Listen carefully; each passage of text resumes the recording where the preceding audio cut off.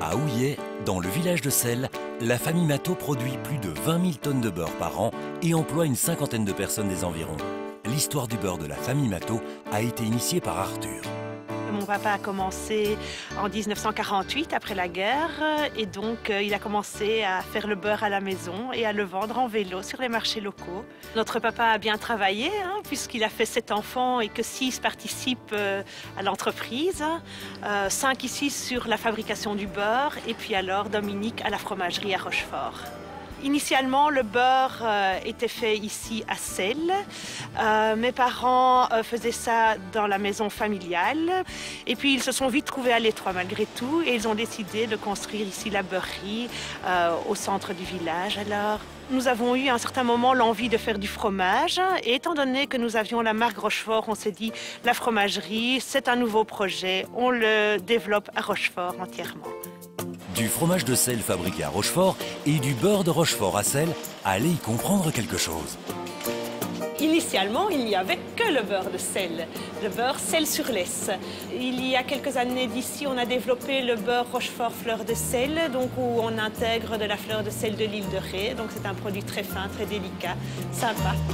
Trêve de plaisanterie, la beurrerie Matteau qui produit le beurre de Rochefort n'appartient à aucun groupe laitier et transforme en priorité le lait de la région. Nous travaillons avec des laits récoltés par les coopératives locales ici dans la région.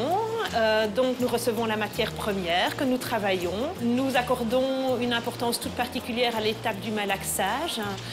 L'étape du malaxage apporte vraiment la texture veloutée et tendre du beurre de Rochefort qui est appréciée par le consommateur et qui caractérise vraiment la recette de beurre de Rochefort. Alors nous produisons 20 000 tonnes de beurre annuel, toutes recettes confondues. On exporte par exemple dans les pays de l'Est où on voit que le pouvoir d'achat augmente. Et donc dans ce contexte, ils sont à la recherche de produits plus fins, plus délicats. Nous exportons aussi vers l'Afrique et vers les États-Unis où notre beurre est très apprécié. La génération suivante est prête pour la relève, puisque Luc, le neveu de Cécile, s'est lancé aussi dans une autre production. J'ai commencé mes activités dans l'ancienne école du village il y a quelques années. Pour l'instant, ça se développe bien. Je suis un peu les traces de la famille dans l'industrie alimentaire. On fait plus ou moins 80 à 100 000 galettes par semaine. Il y a la galette ardennaise en pâte levée qui est surtout appréciée dans les Ardennes. C'est une recette de grand-mère, comme on pourrait dire. Et on est les seuls à en faire dans la Belgique. Donc c'est une galette qui fonctionne bien en général. Et alors nous avons la galette au sucre perlé. C'est une galette plutôt type de Liège. Nous fabriquons entièrement artisanalement, mais on est bien équipé et bien organisé pour sortir une galette entièrement artisanale, mais à grande échelle. Une belle histoire de famille qui a commencé par le beurre de ferme.